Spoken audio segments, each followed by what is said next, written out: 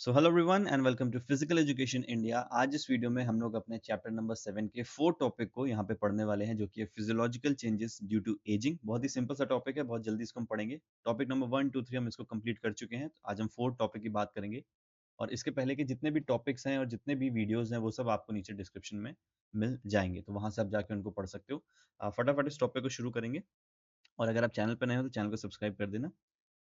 चलो, सबसे पहले बात करते हैं डेफिनेशन की कि एजिंग होता क्या है। तो ageing is a natural progressive deterioration of organ systems and tissues over time. तो बहुत सिंपल सी चीज है कि भाई जब आपकी उम्र बढ़ती है तो जितने भी आपकी बॉडी के पार्ट्स होते हैं वो सब भी धीरे धीरे उम्र के साथ बढ़ते हैं, और धीरे धीरे उनका जो काम करने की एफिशिएंसी होती है वो कम होना शुरू हो जाती है, और इसी को हम एजिंग बोलते हैं। फैक्टर्स क्या होते हैं? The rate of ageing is influenced by genetics. अब आपके जेनेटिक्स पे डिपेंड कर सकता है आप क्या चीज़ें खाते हैं, हेल्दी चीज़ें नहीं खा रहे हैं, अगर आप बहुत ज़्यादा ऑयली फूड खा रहे हैं तो उस पर डिपेंड करता है। एनवायरमेंटल फैक्टर्स, आप जहाँ पे रह रहे हैं, क्या आप एक हेल्दी जगह पे रह रहे हैं जहाँ जो कि पोल्यूशन फ्री है, तो उससे भी इफेक्ट पड़ता है। और आपके लाइफस्टाइल, आप किस तरीके से रह रहे हैं, आपकी जॉब क्या है, आप फिजिकल एक्टिविटीज करते हो कि नहीं, तो ये सारी चीज़ें बहुत ज़्यादा डिपेंड करती हैं आपके एजिंग के फैक्टर पे। Decline onset, most physiological functioning starts to decline after the age of 30। तो 30 की उम्र के बाद आपकी जो फिजियोलॉजिकल फंक्शनिंग होती है, यानी कि आपके जो ऑर्गन्स हैं, जो आपका टिश्यू सिस्टम है, मस्कुलर सिस्टम है, बोन्स हैं, जॉइंट्स हैं, ये सब धीरे धीरे डिक्लाइन, इनकी जो एफिशिएंसी होती है, काम करने की जो क्षमता होती है, वो 30 की उम्र के बाद धीरे धीरे कम होना शुरू हो जाती है। तो ये एज आपको 30 याद रखना बहुत ज्यादा जरूरी है। ठीक है, चलो अब की चेंजेस की बात कर लेते हैं फटाफट। बहुत छोटा सा ही टॉपिक है, आप इसको पढ़ सकते हो, इंग्लिश और हिंदी दोनों में ही है, और नोट्स जो है नीचे डिस्क्रिप्शन में लिंक दिया हुआ है, वहां से आप जाके डाउनलोड कर सकते हो। तो क्या क्या की चेंजेस हैं? सबसे पहला मसल साइज एंड स्ट्रेंथ। अब आप सबको पता है कि जैसे जैसे आपकी उम्र बढ़ेगी तो आपका जो मसल साइज और स्ट्रेंथ होता है वो भी कम होना शुरू हो जाएगा। आपके जो मसल फाइबर्स हैं और जो मसल साइज है वो कम होगा, जिसकी वजह से आपकी जो स्ट्रेंथ है वो कम होना शुरू हो जाएगी। और ये भी आपका जेनेटिक, डाइटरी और एनवायरमेंटल फैक्टर्स की वजह से होता है। Regular physical activity can help slow this decline. तो ये धीरे धीरे जो कम होता है, इस चीज को आप ठीक रख सकते हो अगर आप फिजिकल एक्टिविटीज करते रहते हो तो। ठीक है, अगर आप फिजिकल एक्टिविटीज कर रहे हो, स्ट्रेंथ की ट्रेनिंग कर रहे हो, ये हमने लास्ट टॉपिक में भी पढ़ा था, तो ये सारी चीजें आपकी बेहतर बनी रहेंगी। ठीक है, फिर है respiratory system. With age the uptake and exchange of oxygen reduce. Uptake of oxygen क्या था? हमने रेस्पिरेटरी सिस्टम वाले टॉपिक में पढ़ा था, लास्ट टॉपिक में, कि जब आपकी मसल्स को ऑक्सीजन की जरूरत होती है तो वो ब्लड से उतनी ऑक्सीजन खींच लेता है, तो उसको हम कहते हैं ऑक्सीजन अपटेक, या फिर जिसको हम O2 भी बोलते थे। और एक्सचेंज ऑफ ऑक्सीजन रिड्यूस, तो जो लंग्स में हमारी एल्वियोलीज में ऑक्सीजन एक्सचेंज होती है, वो भी जो उसकी क्षमता होती है वो भी कम होना शुरू हो जाती है। Airways and lung tissue become less elastic. आपके जो एयरवेज और जो लंग टिश्यूज होते हैं जिनमें आपकी एयर ट्रेवल करती है, उनकी इलास्टिसिटी कम हो जाती है, यानी कि लचीलापन कम हो जाता है, वो श्रिंक कर जाते हैं, छोटे हो जाते हैं, जिसकी वजह से एयर भी आपकी बहुत रिस्ट्रिक्टेड जगह से पास होना शुरू होती है। And residual volume increases reducing total lung capacity. और ये जितनी भी वॉल्यूम्स हैं, cardiac output, stroke volume, heart rate, ये हमने रेस्पिरेटरी सिस्टम वाले टॉपिक में पढ़ा था, वहां पे आप देख सकते हो। Exercise of effects of exercise on respiratory system वाला लास्ट टॉपिक था, तो आप वहां से उसको देख सकते हो। कार्डियोवास्कुलर सिस्टम की बात करते हैं ना, कि हार्ट की हम बात करते हैं, उस पर क्या असर पड़ता है? तो older individuals often have larger less efficient hearts. तो जो ओल्डर इंडिविजुअल्स होते हैं, जो बूढ़े हो जाते हैं, उनके हार्ट का साइज तो बड़ा हो जाता है, लेकिन उनकी एफिशिएंसी भी कम हो जाती है, यानी कि वो सही तरीके से काम नहीं कर पाता। This can cause a decline in stroke volume. आपकी जो स्ट्रोक वॉल्यूम होती है, स्ट्रोक वॉल्यूम क्या होती है कि एक बीट में कितना ब्लड आपके लेफ्ट वेंट्रिकल से बाहर निकल रहा है बॉडी की तरफ, वो आपका स्ट्रोक वॉल्यूम है। कार्डियक आउटपुट आपका क्या था? Stroke volume into heart rate था, ये हमने पढ़ा था। कार्डियक आउटपुट क्या होता है? Stroke volume into heart rate. Heart rate आपको पता है, जो हमको बचपन में पढ़ाया जाता है कि 72 बीट्स पर मिनट होता है, हालांकि वो 72 नहीं होता, उसकी रेंज होती है 70 टू 80 हो सकता है, कुछ लोग का 60 टू 80 की रेंज हो सकती है, तो ये डिफरेंट इंडिविजुअल पर डिपेंड करता है। स्ट्रोक वॉल्यूम अभी मैंने आपको बताया कि एक पंप में कितना ब्लड आपका हार्ट बाहर फेंक रहा है, ये 50 से 70 ml हो सकता है, 60 से 80 ml हो सकता है, कि एक बार आपका जो हार्ट है लेफ्ट वेंट्रिकल कॉन्ट्रैक्ट किया तो कितना ब्लड बाहर निकला। और जब हम इसको इंटू कर देते हैं तो हमारा कार्डियक आउटपुट आता है, यानी कि 1 मिनट में कितनी बार कितना ब्लड अमाउंट हमारी बॉडी से बाहर निकला है, या फिर हार्ट से बाहर निकला है बॉडी में जाने के लिए। ठीक है, reducing the cardiovascular system's ability to respond to physical demand. तो धीरे धीरे हमारा जो कार्डियोवास्कुलर सिस्टम की एबिलिटी होती है वो भी कम होती है। अगर आप ज्यादा एक्सरसाइज करते हो बहुत बूढ़ी एज में, या फिर कोई ऐसी एक्टिविटी करते हो जहाँ पे आपके मसल्स को या फिर ब्रेन को ऑक्सीजन की जरूरत है, ब्लड की जरूरत है, तो वो भी आपका हार्ट डिमांड पूरी नहीं कर पाता। फिर नर्वस सिस्टम की बात करते हैं।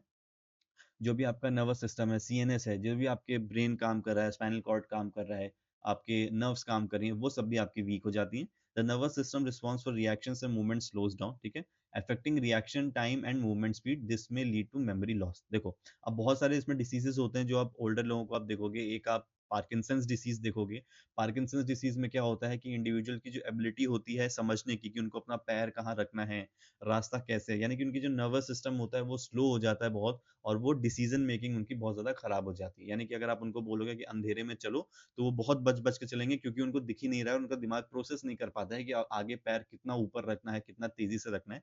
तो ये पार्किंसंस डिसीज़ होता है। आपने अल्ज़ाइमर्स डिसीज़ के बारे में सुना होगा, जहाँ पे एक ओल्ड एज के जो लोग होते हैं, वो भूलना शुरू हो जाते हैं। तो ये सब आपके नर्वस सिस्टम से रिलेटेड होता है, और साथ ही में आपका जो रिएक्शन टाइम है, मूवमेंट स्पीड है, ये सब भी कम होती है, और ये सब डायरेक्टली आपके रिलेटेड है स्ट्रेंथ से, ठीक है? तो अब हमने ऊपर देखा था आपकी स्ट्रेंथ भी कम होती है, तो धीरे-धीरे ये चीज़ें भी कम होना शुरू हो जाती हैं।